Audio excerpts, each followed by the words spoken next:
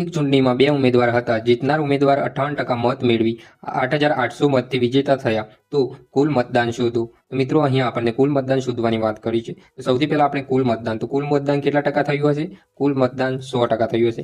જેમાંથી જીતનાર ઉમેદવારને કેટલા ટકા મત મળ્યા છે? તો 58%. તો હારનાર ઉમેદવારને કેટલા ટકા મત મળ્યા હશે?